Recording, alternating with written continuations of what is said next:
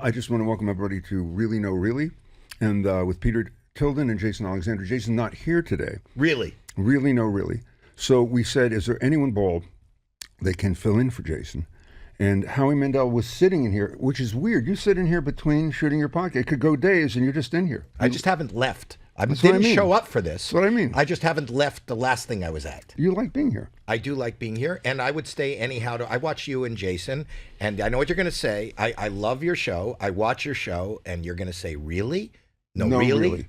So Howie, I've known for as long as I've known Jason, like 30 plus. It's 30 plus years. When did we do Bobby's World together? Do you remember the first year? 90. Really? 1990.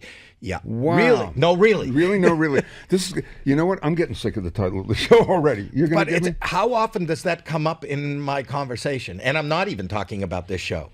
It's a great brand. It is a You good know what brand. it is? When I came up with it, it's because when you ask somebody something and you say, really, And then you go, no, really? you think that they answered with BS. The second no really is, Howie, seriously, no, really. Are you really happy? No, really. So that's why I came up with Really No Really, and also because Really.com wanted $500,000. So we didn't do it. Today's episode it's fascinating. TikTok is in the news in a big way because the Biden administration, I don't want to get political, but they put it on hold because they said it is the arm of the Chinese government. They're getting all this intel. And I don't know if you know this, but the statistics are that 170 million Americans use it. 1/3 of those are under 14, and they use it.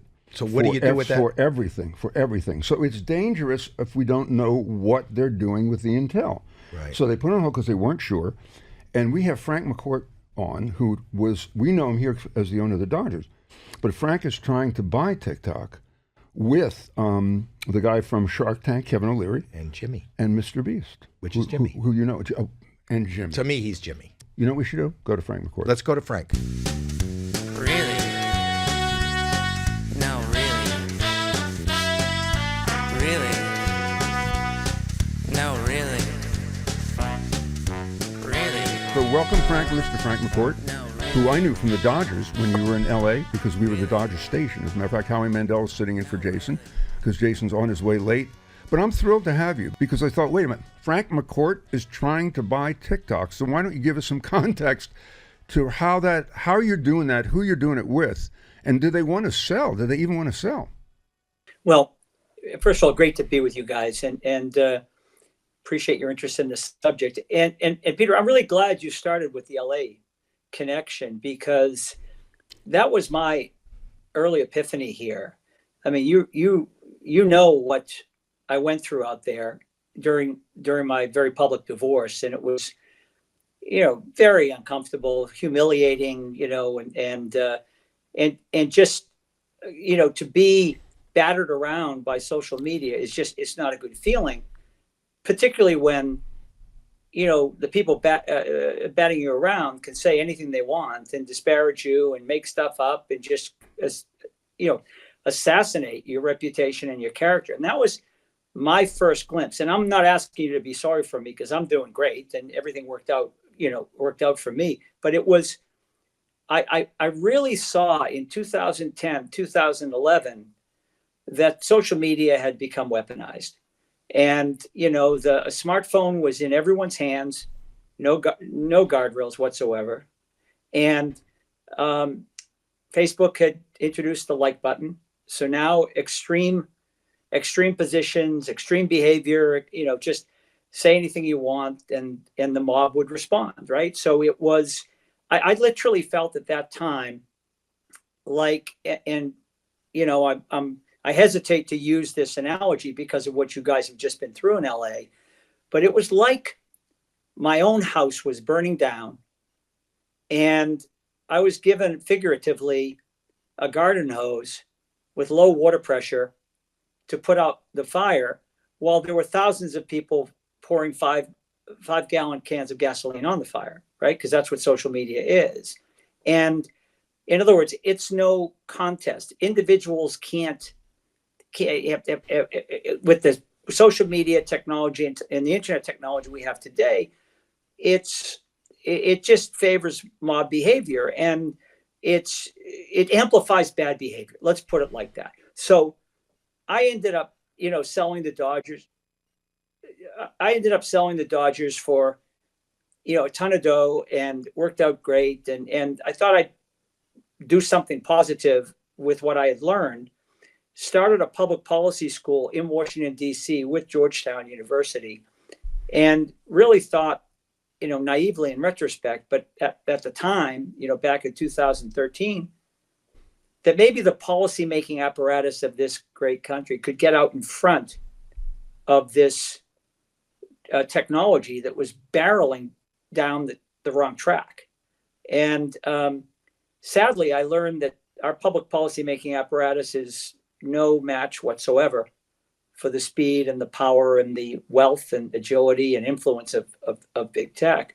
So that's when I shifted gears, and in 2019 launched this project, Project Liberty, committed $500 million to it, to actually go back to my roots, which are infrastructure roots. My family's been building infrastructure for 5 generations, over 130 years, and actually rebuild the tech stack, the internet tech stack from the ground up, so that rather than us all being exploited by this technology and being surveilled, having our information, our data scraped, being micro-profiled, being manipulated, and having our free will basically taken from us, why not have a tech stack where you and I and Howie, we all own our identity and control it. We own our data and control it. We own our relationships and can do what we want with them. And they're ours. They're not big tech. So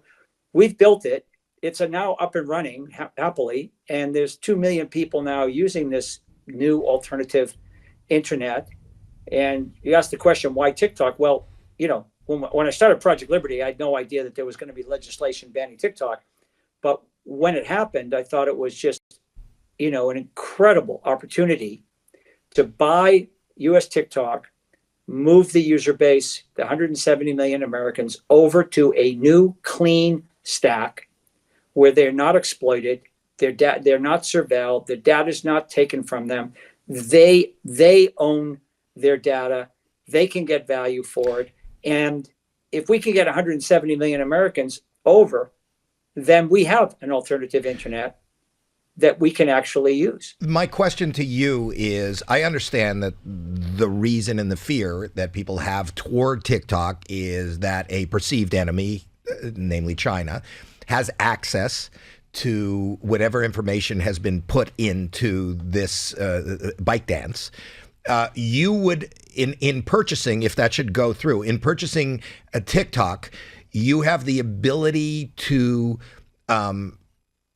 do I, as a TikTok user, have to re-up with whatever your platform is, or does it automatically come out of ByteDance into your stack? And they already have that information. Is that erased in some way? Like, what is the safety? Yeah, so great question. And remind me, Howie, because you triggered another thought that I want to get to about the American version of the technology, not just the Chinese version. But on your point, first answer is yes. TikTok users would go ahead and the experience would be very similar to the experience today. They would be able to enjoy TikTok and use TikTok and be connected just like people are today. But in lieu of being surveilled and having their data scraped, and being subject to mis and disinformation, because once China has your data, then they can go ahead and feed you information, right? In lieu of that, you would be permissioning the use of your data with others, and you would actually be able to get value for your data as well. So the user experience, very similar, the look and feel, the same, but it would empower the 170 million people on TikTok rather than just the platform that is taking advantage of them. So let me ask you a question though. But as a user, I have 11 million followers on TikTok right now. At this point in my career, it doesn't really bother me, but I can't imagine this 107. Are you talking about 170 in America? 170 million Americans? Yes. Yeah, okay. So the 170 million Americans who have accumulated this kind of following and this kind of audience, as I look at them, I would have to abandon what is now TikTok to go to your. Why would I give up those 11 million followers who are on TikTok? Okay, so it's actually just the opposite, Howie. And I want to go back to your second question in a moment, but let's deal with this one first. I met with 20 of the top influencers on TikTok at the time we were announcing the bid, because I wanted to make sure we weren't going to just get blown out of the water by the major influencers on TikTok, right, when we announced this bid. So I hosted a dinner out in Malibu with 20 of them that have over 100 million of the 170 million followers or people following them on TikTok. And I came away with incredible insight into what they like and what they don't like about the platform. And what they don't like about the platform are two things. Number one, they post a interesting video and it goes viral and they're famous and they love it. They post another video that's very similar in their mind and it's nothing happens. And they have no idea why, because it's all controlled by an algorithm that is opaque to them, right? They have no idea what the algorithm is doing. The second thing, and it gets to your question about followers, on TikTok, because it's a content graph, not social graph technology, meaning it's content that gets amplified, right? It's not, people are following not Howie, but content that Howie posts on TikTok. The influencers on TikTok don't know who their followers are. They don't have any insight into who that community is, unlike the other social media platforms that are social graph based. So when we told them that with our stack, they would not only know who their followers are, but they would own them. We won't own them, or ByteDance wouldn't own them. They would own their relationships. It's like you as a celebrity or an actor or like a musician or an influencer on social media. They're all working. We're all working for the platforms. We're not working for ourselves. The data that you generate by your 11 million followers is benefiting primarily the platforms that those platforms that those followers are on.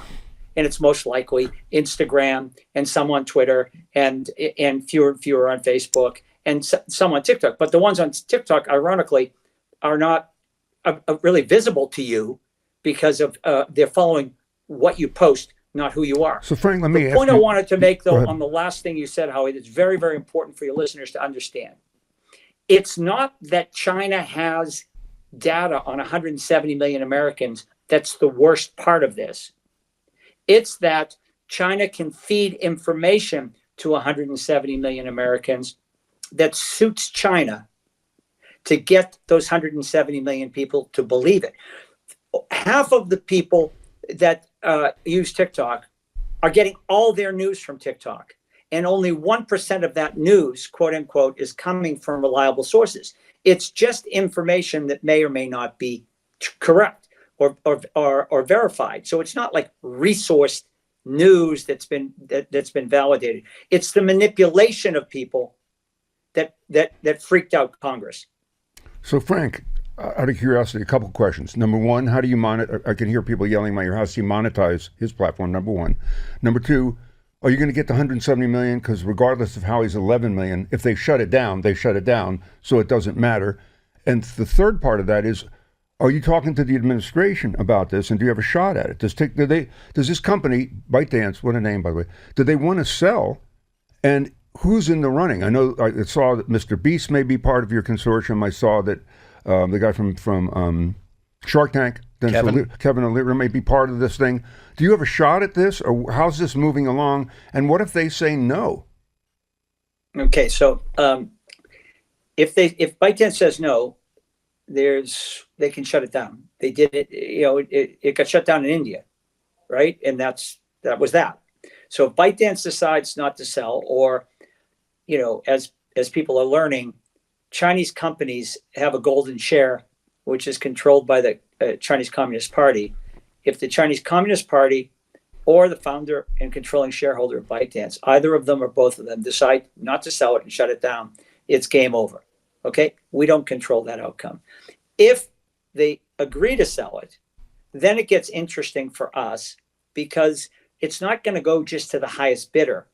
It's going to someone that can actually solve for the national security issues, which means a complete disentanglement from the Chinese technology, which means you need to have a tech stack to move the user base and the data over to.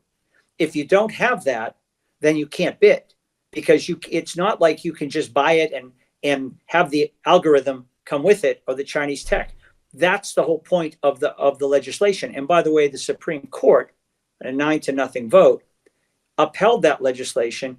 And I'm not going to ask you to read the whole opinion, but read pages 5 and 6 of the Supreme Court opinion, and you'll see what a buyer has to do to satisfy the law.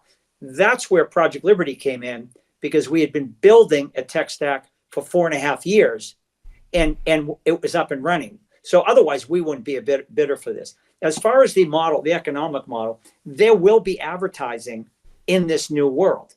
But rather than have advertising be based on scraping our data, profiling us, pushing ads towards us, in other words, targeting us, and maybe sending us some stuff that's relevant, and maybe sending us a lot of stuff that's a nuisance, why not shift from an attention economy to an intention economy, where you want to buy something, Peter?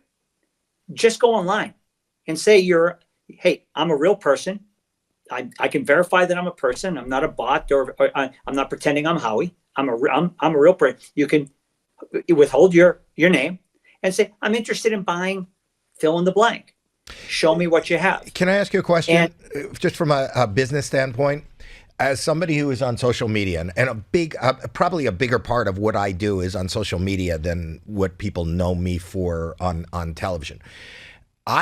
My question to you is, why would you buy TikTok when for the last 4 years you have built a stack that can actually handle that kind of business?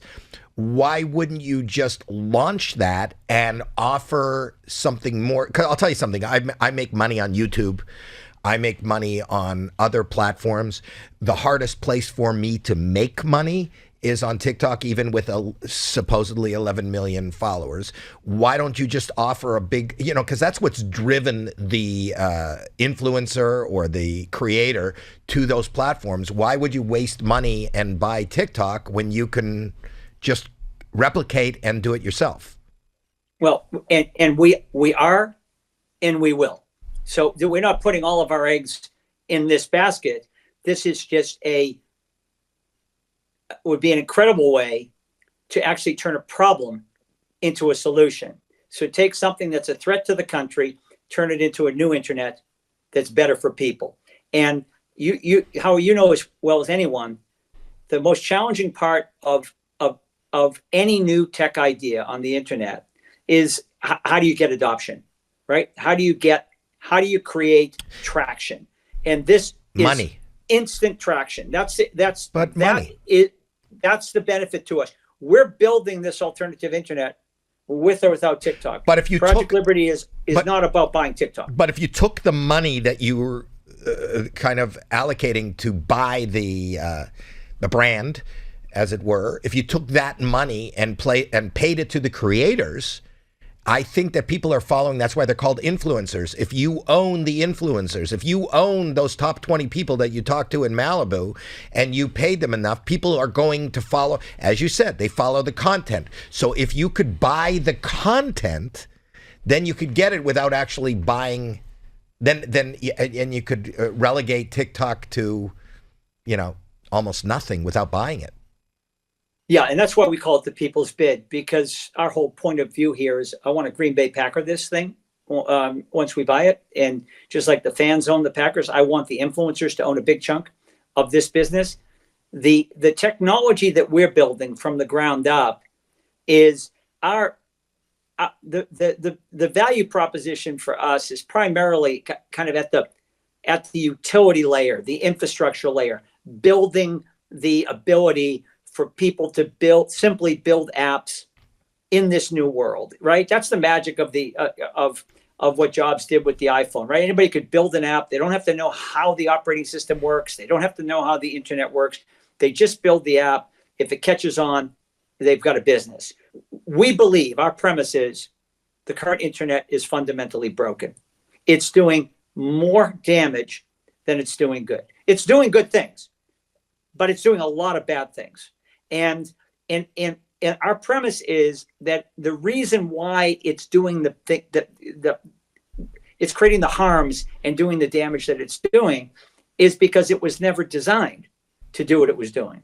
When the inventors of the internet, when Tim Berners-Lee, the inventor of the World Wide Web, set it up, it was not imagined that it was going to connect billions of people without any rules of the road whatsoever. And so it's amplifying bad stuff. And now we see, I just came back from the Munich Security Conference in Europe. People are freaked out in Europe because they can't hold their democracies together. Look what's happened in the United States to our political system and how polarized it is. Look at our information ecosystem. It's hard to tell fact from fiction. Everybody can have a set of, but not only digitally, like even regular mainstream media is tough to believe. And guess what mainstream media did when the internet became the predominant means of communication? What everybody sat around in those conventional media boardrooms when they were deciding what was going to be the headline of the day or what was going to go on the traditional newscast. It was what's trending. They looked at what was the search engine optimizing, right? SEO. This is all driven. Look, when I owned the Dodgers bought them in 2004, we'd issue a press release and we would hope that mainstream media would pick it up. Because if we said something and we had a good audience, a lot of fans, we would hope the LA Times or the New York Times or the Wall Street Journal would pick it up so that it was validated by conventional media. Within 5 years, it was working the other way around, where the major publications, including TV, were looking at what was trending online. And what was missed in this whole equation is what trends online is not the most researched news, the most important story, not even a factually accurate story. It's what gets the most followers. And we've learned that what gets the most followers is the most extreme. And that doesn't mean it's at all accurate. So our information system has been completely contaminated.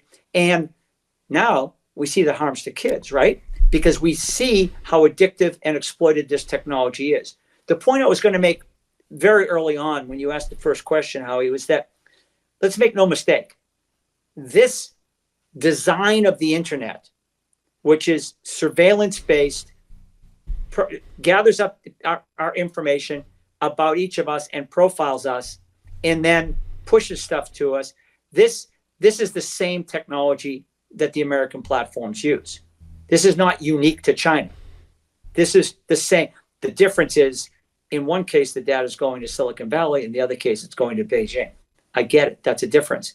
But it's the same exploitive technology. And I just ask, in this day and age, with the internet no longer a nice to have, but a must have, we're all connected to it 24/7. Our data is driving the value. I ask a simple question. Who should own our data? Is it individual? Should we own our data and permission its use? Or should we be subject to our data being scraped all day long, so Frank, every day? The algorithm that exists out there, and we don't know necessarily what they are, but we know that people are buying our attention now, the longer we stay, and it's an algorithm that supposedly is about anger, drives listening and drives attention, correct? Fear. And fear. If those are the things that work, is there a possibility that there's a different algorithm that's more powerful than that? That's not a negative, that's number one. And then what's the drop dead date for this? Do you know right now the bid has to be received and accepted by a certain date, or we're going to shut it down as far as the government's concerned? The drop dead date was January 19th. and the legislation had a 270-day timeline, and with one 90-day extension, if and only if there was the DOJ certified that there was a deal in the works. And in other words, if you had agreed to buy the house, but there was time, 90 days to close the house purchase, right? So we were the only ones that put a bid that was certified on the DOJ side to buy US TikTok. ByteDance never co-signed. There was no deal that would trigger the 90 days, right? Then we went into January 20th, and President Trump was inaugurated, and then he issued an executive order with a 75-day timeline, which expires in the first week of April. So that's the timeline, and it's nobody really knows what the outcome of this is going to be. Nobody really knows at the moment what President Xi is going to do, or that Yiming is going to do, the founder and majority and controlling shareholder of ByteDance. And nobody quite knows what's going to happen on the U.S. end. What we do know is that the United States Congress is very unified. That's it's their legislation, and they're committed to making sure that the legislation stays intact and its intent is met. And so this is the timeline on this. I'm sorry, you had a first part to your question. We look at the information, the addiction and manipulation, and these platforms know what they're doing. It's not a secret. People who've worked for these organizations say, yeah, this is what we're doing. Is it possible to come up with an algorithm that's a positive algorithm that extends people's attention and engagement that's not a negative? Yes, and I think there are two ways to do it. One way is what Pinterest is doing under Bill Reedy. They have taken a totally different approach because they were operating on the same basis that the other platforms are operating. He came in and he changed the focus of their algorithms in a more positive nature. And I don't know what the latest is. I think their market cap has doubled. So people are looking for something that's better and healthier. And they're setting a great example, doing the best they can under the current internet technology. I'll go a step further. I know that money is a great incentive for people. And if people just stop for a second, look at the value of these 5 or 7 companies. It's value based on our data. That's what creates the value of these enterprises. And it's only going to get bigger and bigger and bigger with AI. People, if people own and control their data and permission its use, then they're going to set the terms. Imagine an internet, Peter, where rather than clicking mindlessly on the terms and conditions of use of a few platforms, giving up everything for a free app, the new apps are clicking on your terms and conditions of use for your data. But can I? And if it's some use case that's going to cure cancer, you're going to say you can have my data on an anonymous basis. If it's a commercial thing, you're going to say I want to get paid. But Frank, I'm just going to be, totally. I don't think the average person that is on TikTok really cares about their data.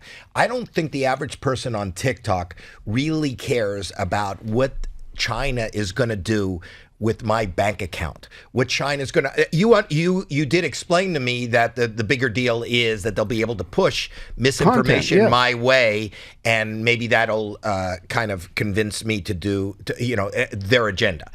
That being said, if you want to push people off TikTok, what you didn't answer was the question I asked. Because money does drive movement.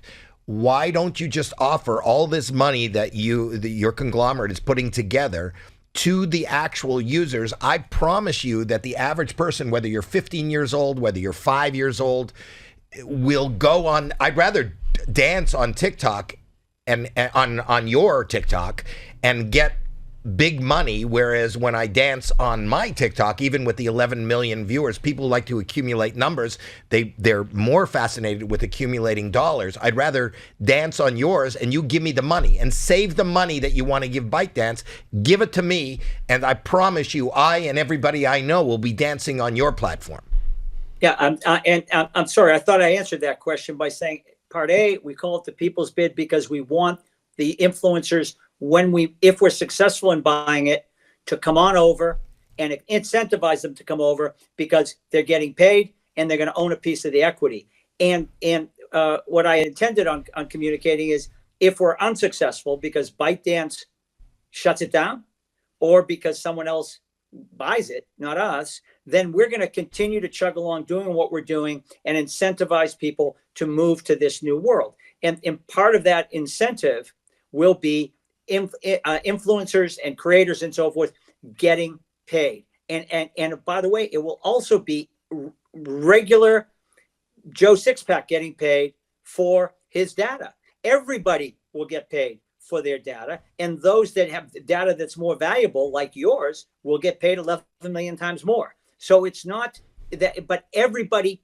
is in this party because everybody is producing data all day long that is driving the value of these companies. And so by all means, we're going to carry on here with or without a successful bid for TikTok. Okay. And by the way, is Mr. Beast part of this? Mr. Beast is Jimmy's part of every bid. Jimmy. See? He calls him Jimmy. He's very friendly with Jimmy. I'm the only one who's not friendly with Jimmy. So he's part of every bid. And others, I know you have the guy who was involved in the beginnings of the internet is part of your consortium, correct? All the people that built these, we have two parts of Project Liberty. One part is a commercial part, because this has to be a vibrant commercial system to ever happen and be real, with lots of people using it, building and making money. And then there's a not-for-profit piece, which is where a lot of the academics and the universities and the people that just want to fix this mess sit. And that's where the original creators of the internet, going all the way back to TCP/IP, the original protocol, through Tim Berners-Lee and HTTP, right? For this call, the protocol is HTTP. That's a protocol that created the World Wide Web. These are simple core level protocols, but once adopted at scale, they open up, they connect. In the first instance, TCP/IP connected devices, HTTP connected data.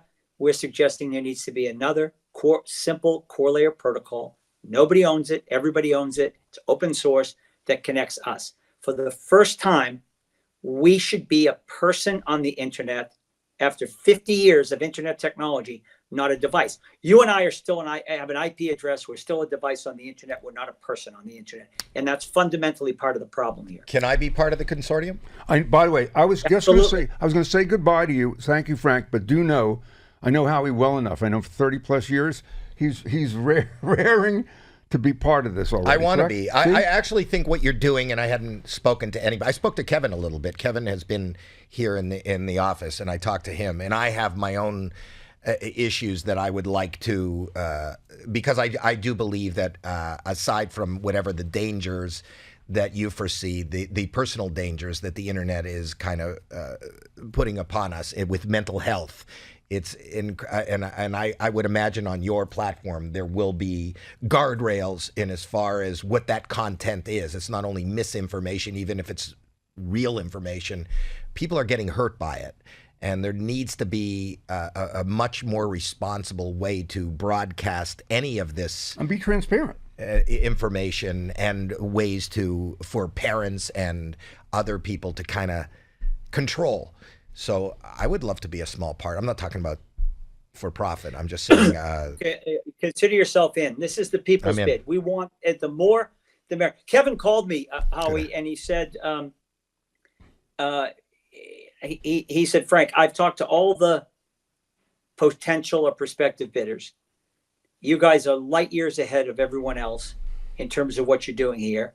And I agree in principle with what you're doing here. Can I join the bid? And I said, of course, of course. I don't want to be the CEO of a social media platform. I want to help create a new internet that we all can benefit from. We've built some valuable infrastructure technology that we think will be very valuable. But keep in mind, how many apps do you think there are in the current internet? Apps? Oh, there's got to be. Uncountable. I mean, it's got to be millions. 9 million. Yeah, okay. 9 million. There'll be 9 million apps on this new internet too. But the difference will be that the app will be clicking on your terms and conditions of use. You won't be clicking on it. The apps will be interoperable. Your data will be portable, just like your phone number. You know, your phone number didn't used to be portable. It didn't even used to be yours. And the telecom companies didn't interoperate. Guess what? Your data is going to be yours. The apps are going to interoperate. You're going to be. Are you going to replicate Instagram and YouTube and all these other platforms? Is that what your goal is? It's not. They will all be replicated. I'm not going to replicate them all. My point is there'll be millions of people building on this new infrastructure, because the incentive and it is will there. be far, far better. And there are people way smarter than me that are going to build awesome things. But the difference is we're all going to own ourselves again. You know, what I want your listeners to think about is we hear data that I heard you say people don't care about their privacy. People don't care about this. We don't data. think Who about gives a it. shit about data and this and that. I want everybody to understand your data is you. It's your personhood. It's literally you in the digital age. Why in the world would we want to let someone else own us? It makes no sense that for 250 years we fought in this great country not to be subjects and to be citizens, that we would give up our citizenship and become digital subjects. It makes no sense. What, to have a free app? It's ridiculous. It's time to take back what's ours, build a better version of the internet. We now know what this thing is capable of. 50 years ago, when these brilliant people created it, they didn't know it was going to become this. 35 years ago, when Tim Berners-Lee created the web, he didn't know it was going to become this. Now we know it's this ubiquitous thing that we all depend on. Let's just fix it. Frank, I want to say thanks for coming on. One critique of you, though. You got to start thinking big. You really got to start. You got to start opening it up. Really? And just, outside of the No, box. really. You really know. Really. Thank you for coming on and explaining that. It's in the news. You're welcome, Peter. It was that interview. It was that interview of yours back in 2010 or 11 that prompted all this. So, thank you. And Howie, you're in. I'm going to follow up with you. Okay. Please so follow up. I'm not kidding, and I wasn't just. I really want to be part of it. If this is possible, if what you say is, it's more than just a business, and I didn't know that when I sat in and magic happens in here, Howie. Really. I'm going to leave you with one story. Imagine I'm the head of the Postal Service, right? And I came to you and I said, I have a great idea. No more stamps. I'm going to deliver all your mail for free from now on. And you say, because we're into Doge right now, right? We're going to go ahead and change how government works, and we're going to simplify things, and we're going to give people things and this and that. So now it's I have a beautiful way to do this. No more stamps. You say, okay, great. What's the deal? All right, I'm going to put a camera and a listening device in every room of your house, and in your workplace, in your bedroom, in your car, and so forth. You say, well, wait a second. That's kind of creepy. Yeah, and I say, what? No more stamps. It's for free. And then I say, one more thing. I'm going to open your mail, and everything I read is now mine. Okay? Not just what you like to eat or what kind of clothes you like, but your thoughts, your feelings, everything about you, how you react to things, this is now mine. And you'd say, wait a sec, that's ridiculous. It's creepy and it's unfair. And I say, one other thing. I'm going to open you're going to read your 14-year-old daughter's diary. And when I see that she's concerned about her weight, I'm going to send her stuff to make her feel worse. I'm going to send her stuff to profit after I've made her feel worse. And I'm going to even show her stuff to hurt herself and harm herself. I'm going to manipulate her, in other words. You'd say to me, you're out of your mind. It's creepy, it's unfair, and it's downright harmful. But that's the internet we've developed into. And I'm not saying it was intended that way from the very beginning. It's become that way. It's just technology. Wow, that's scary. It's just engineering. Let's fix it and enjoy it. Hopefully we're talking to a hero. Yeah, I hope. Look, I hope it knock works on wood, out. I hope it works out. I hope it works out the way that it was explained, that you can do it. And thanks for coming on. Thank You're you. welcome. Frank. I'm going to need your help, guys. Thanks for doing this. This is part of it. So- DM me so on forth. Instagram if you're okay with that. All right. Find your TikTok. Really? Tell Jason I said hello, guys. Oh, look who's here. Oh, shit. no, so we can see. You know, we should Wow. replace this on the internet. Look at the that. friggin' bell. That's what we need. I'm a stunt double on this episode of Really Go No ahead. Really. You was Did nice. I go to Chicago Hope and barge in? And what other thing were you in? Do I go to Deal or No Deal and go, I have a better deal? Do I? What? Do you have a Frank watch? Frank McCourt shows up, and now all of a To sudden save the world, buddy. And I mean that, really. No, really. He's going to save the world, and you missed it. Where were you? will Where I did still benefit Wait, from hold it? on. This you is have a your show. Did you have a doctor's? Was that where you were a doctor's one? Look at me. I don't know if you can say. I got a bandage here. I got a bandage What here. happened to you? Did you fall, or was it an elective No, doctor? I didn't fall. You moved the date of our taping. I didn't. I don't move any. I have no power in this. I waited a month to get this doctor appointment. I live in pain, Peter. Not psychic pain like you, real physical pain. Wow. Oh, and there's It's my not- manager so- calling. so Is are he you loud out in the background? It's not often you see a Jew complaining. Yeah. I had to go to Cedars to my hand doctor. I have tendonitis. I have. Can Frank McCourt pay for my medical conditions? You know what? Let's see if Frank will come If he's back saving on. the world. But you know what? Dial Frank up again. Jason's here. Jason's here. I'll fill you in on what's happened so far. In the meantime, come take your seat. I By have the way, to Jay, go. here's what you All right. missed. Here's the big part of what you missed. I'm part of. You could have There's been a partner. There's but going to no. be a breakthrough of a brand new internet, And I'm and in I'm the, sitting next to the guy. I'm in the consortium. Irv Internet. He's right there. Don't check your Jason, BM. come in before he leaves. He's Say still hi here. to Frank. Here we go, buddy. Hi, Jason Frank. Alexander. Let's start from the beginning.